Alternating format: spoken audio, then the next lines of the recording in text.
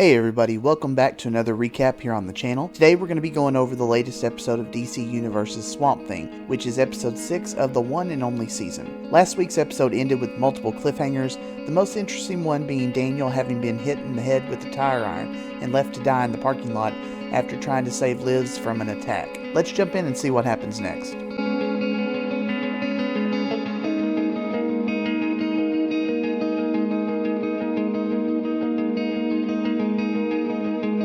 The episode begins with Alec getting caught in a hunting trap. People come out of the swamp with guns and he's shot at a few times before escaping. One of the hunters says to leave him alone because Avery wants him alive. I'm guessing these are the hunters Avery gave Jason the number of in the previous episode. Alec lashes out at the hunters as they race to escape the swamp. They get in a few more shots though as they move out in their boat. At the hospital, Abby reads over Daniel's chart. She says the ventilator is keeping him alive and there's very little brain activity. She doesn't think he's going to come out of this. Liz tells Abby that this was a message not to mess with Avery, and she tells him she was investigating him but didn't have enough on him to go to the police. Abby goes off to find Avery. We catch a flashback to Daniel's days in show business. He was a stuntman and struggling to make ends meet. A man approaches him, and I'm not for certain, but it looks like the man from the boat in the last episode that came to Alec. Back in the present, Abby finds Avery and calls him out on what he's done to Liz's family. Avery plays it off as if he had nothing to do with it, but Abby keeps on to him, asking him if he's going to get rid of her as well. He tells her that he'd never hurt her, but then suggests that she return to Atlanta and leave town. The hunters from the swamp are brought into the hospital, and Abby assures Liz that Alec would never do something like this. He wouldn't hurt anyone. Meanwhile, at the police station, the sheriff tells Matt that she did what she had to do to protect him, and that she knows he was the one in the boat the night Alec died. She wants to know why he did it, and he tells her that it was to protect her since Avery has a huge file on all of her misdeeds. They argue more about her involvement with Avery, and she tells him to leave town. I can honestly say I had no clue that Matt was even someone to consider, that he was in the boat that night, that Alec was attacked.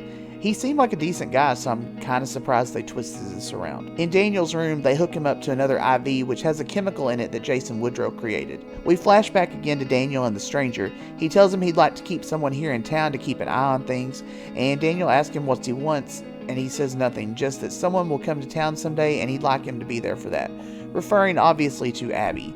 As soon as Daniel accepts this, we see that he's immediately put into the star position of the show. Daniel wakes up from his coma and starts reacting to the chemical as Jason Woodrue comes into the room. Daniel now seems to have gotten some enhanced strength and he's burning up with heat. He leaves the hospital and Liz hurries after him. Abby heads into the swamp and tells Alec that she doesn't blame him for what happened to the hunters, that she knows he had a reason for what he did. He tells her that he feels like he's losing control.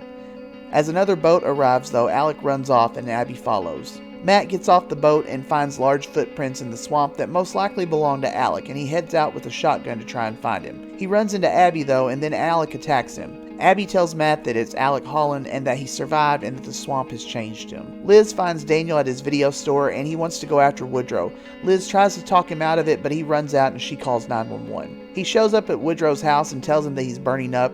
Woodrue tries to talk him down, telling him that it's all a side effect of the chemical. Daniel's skin starts to turn blue and his eyes flash just as Avery arrives and shoots at him. He warns Daniel to stand down and Woodrue's wife comes running up behind him and stabs him with a tranquilizer. Back in the swamp, Abby continues to explain everything about Alec to Matt, and he tells her that he'll keep their secret for now. Daniel is back in the hospital and the fortune teller shows up in his room. She tells him that she can't change what's happened to him, but that she can take away some of the pain. She puts her hands on his forehead and seems to magically take some of the pain away.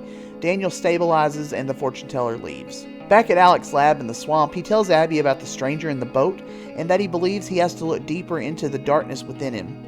He tells Abby that he's afraid in doing so that it'll change him, that it'll take him away from her. He appears to grow a flower in his hand and its scent does something to the room, and suddenly Abby's looking at Alec in his human form, and the episode ends on that note. Another really good episode. I'm assuming whatever glamour Alec now has is going to be some way for the series to maybe show us a possible love scene between Alec and Abby, or maybe something different. I'm not for certain. Every episode just keeps getting more and more interesting, and I'm definitely curious to see where it goes from here. But anyways, that's all for today. If you've enjoyed the video, give it a like, and I'll see you in the next one, and thanks for watching, everybody.